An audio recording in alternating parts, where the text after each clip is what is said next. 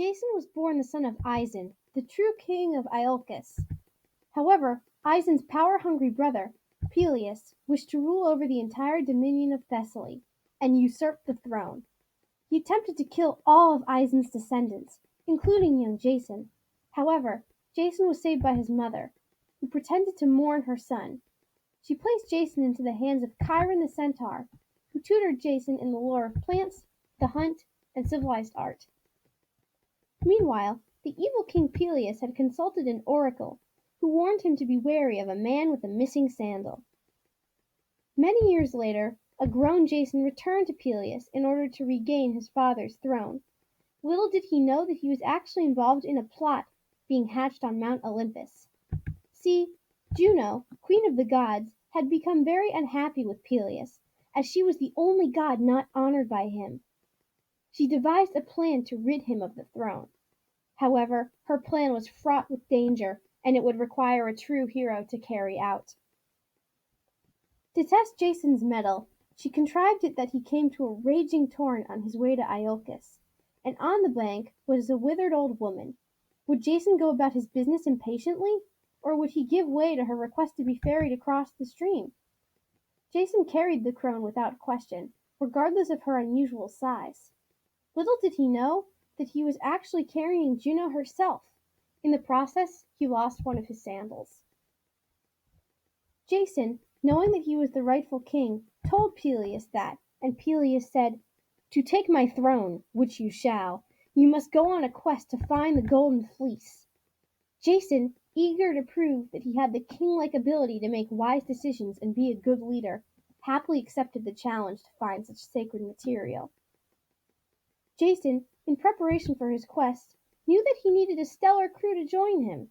With that, he called forth Hercules, the Boreads, who were the son of Boreas the North Wind, Philoctetes, Peleus, Telamon, Orpheus, Castor and Pollux, Atalanta, Meleager, and Euphemus.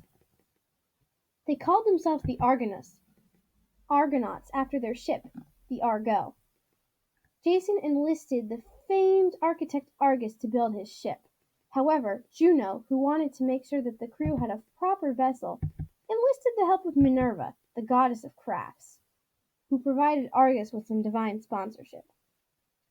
The first stop the crew made was to the Isle of Lemnos, an island consisting of women who had killed their husbands. Some of the Argonauts mingled with the women, creating a new race known as the Minyai. Jason himself fathered twins with the queen, Hypsipyle. After Lemnos, the Argonauts landed among the Dolians, whose king, Cyzicus, treated them graciously. He told them about the land beyond Bear Mountain, but neglected to mention what lived there. What lived in the land beyond Bear Mountain were a tribe of earth-born giants with 6 arms. While most of the crew went into the forest to search for the supplies, the giants saw that the few Argonauts were guarding the ship and raided it. Hercules was among those guarding the ship at the time, and managed to kill most of them before Jason and the others returned. Once some of the other giants were killed, Jason and the Argonauts set sail once more. Soon they reached Salmydessus. The king, Phineus, welcomed them, but he was in no mood for festivities. See, Zeus had sent harpies to steal food put out for Phineus each day. Jason took pity on the emaciated king, and killed the harpies when they returned. In return for this favor, Phineus offered the Argonauts some advice on passing through their next obstacle, the Symplegades.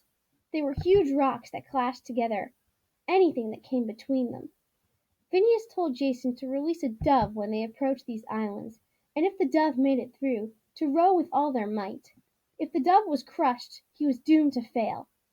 Jason released the dove as advised, which made it through, losing only a few tail feathers. Seeing this, they rowed strongly and made it through with only minor damage. From that time on, the clashing rocks were forever joined, leaving free passage for others to pass. Jason arrived in Colchis to claim the fleece as his own. It was owned by King Aeetes of Colchis. The fleece was given to him by Phrixus, who was actually from Jason's hometown. Aeetes promised to give the fleece to Jason only if he could perform 3 certain tasks. Presented with the tasks, Jason became very discouraged and fell into depression. However, Juno had persuaded Venus to convince her son Cupid to make Aedes' daughter Medea fall in love with Jason. As a result, Medea aided Jason in his tasks. First, Jason had to plow a field with fire-breathing oxen, the Calcari that he had to tame himself, as well as plant seeds in the field. Medea provided an ointment that protected him from the oxen's flame. Jason was able to tame the oxen, and he put dragon teeth into a field. The teeth sprouted into an army of warriors known as Spartoi. Before they attacked him, he threw a rock into the crowd. Unable to discover where the rock had come from, the soldiers attacked him and defeated one another. His last task was to overcome the sleepless dragon which guarded the golden fleece. Jason sprayed the dragon with a potion given by Medea distilled from herbs. The dragon fell asleep, and Jason was able to seize the golden fleece. He then sailed away with Medea. Medea distracted her father, who was chasing them as they fled, by killing her brother Apsyrtus and throwing pieces of his body into the sea. Aedes stopped to gather the pieces. Jason, celebrating his return with the golden fleece, noted that his father was too aged and infirm to participate in the celebrations. He had seen and been served by Medea's magical powers. He asked Medea to take some years from his own life and add them to the life of his father. She did so. Medea withdrew the blood from Aeson's body and infused it with certain herbs, putting it back into his veins, returning vigor to him. Peleus' daughters saw this and wanted the same service for their father.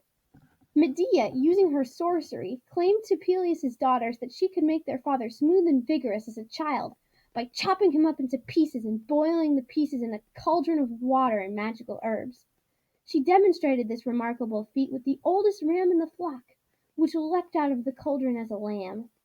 The girls, rather naively, sliced and diced their father and put him in the cauldron. Medea did not add magical herbs, and Peleus was pronounced dead. Peleus' son, Acastus, drove Jason and Medea into exile for their murder, and the couple settled in Corinth.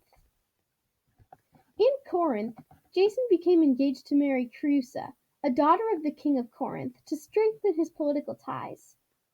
When Medea confronted Jason about the engagement and cited all the help she had given him, he retorted that it was not she that he should thank, but Venus who made Medea fall in love with him.